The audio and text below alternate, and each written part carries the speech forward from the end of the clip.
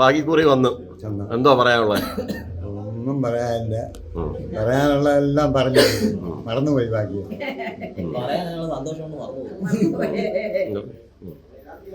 ഇങ്ങനെ ഇത് കിട്ടുമെന്ന് പ്രതീക്ഷിച്ചിരുന്നോ? അതൊരിക്കലും പ്രതീക്ഷയില്ല. നമ്മളില്ലാത്ത പറയണ്ട, ഒരിക്കലും പ്രതീക്ഷയില്ല. ഇന്ന് രാവിലെ ഞാൻ ഇവന്റെ അടുത്ത് പറഞ്ഞു ഇവന്റെ ഭാഗ്യം കൊണ്ട് ഒരെണ്ണം എടുക്കാൻ പറഞ്ഞു. അത്രേ ഉള്ളൂ. നമ്മുടെ ഭാഗ്യം പോയി കിടക്കുന്ന വിചാരിച്ചില്ല. സത്യമായ കാര്യമായി, ഇതിനകത്ത് യാതൊരു തമാശയില്ല. പിന്നിത് എന്തോ ദൈവത്തിന്റെ ഒരു കാര്യം അടിച്ചു. അതിനെ എനിക്ക് സംശയം ഉണ്ടായിരുന്നു. ഞാൻ പിന്നെ 2-3 പ്രാവശ്യം എടുത്ത് നോക്കി, ആ നമ്പർ തന്നെ, ആ നമ്പർ അന്വേഷിച്ച് ഇവരെടുത്ത് വിളിച്ചു. പിന്നെ അവിടെ അടുത്ത് പറയാനാണെങ്കിൽ എനിക്ക് 2 നേരവും വിളക്ക് കത്തിക്കണം. ഞാൻ എൻ്റെ പൂജാമുറി കയറി ഇപ്പം പിന്നെ അച്ഛനും മോനും, മോൻ രാവിലെ കത്തിക്കും, അച്ഛനും കത്തിക്കും. മറ്റേ ഞാൻ വെളുപ്പിനെ എണീക്കും, വിളക്ക് കത്തിക്കും. അങ്ങനെ അത്ര ഞാനൊരു ഭക്തയായിരുന്നു. ലോട്ടറി വിറ്റല്ലേ ജീവിക്കുന്നത്? ആ, എത്ര കാലം കൊണ്ട് ലോട്ടറി വിൽക്കുന്നു? ഇപ്പം കൊറോണ വന്നപ്പം തുടങ്ങിയതാ ഞങ്ങള്.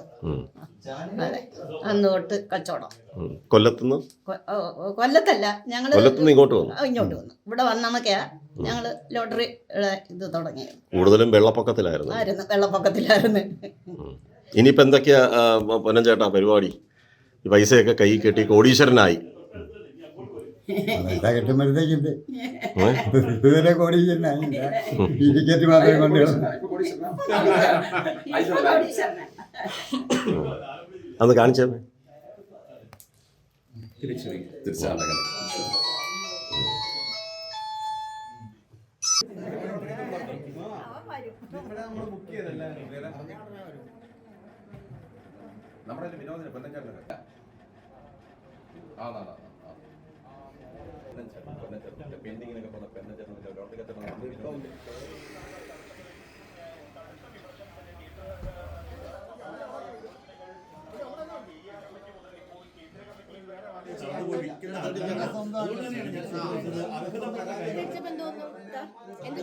സന്തോഷം തോന്നുന്നു.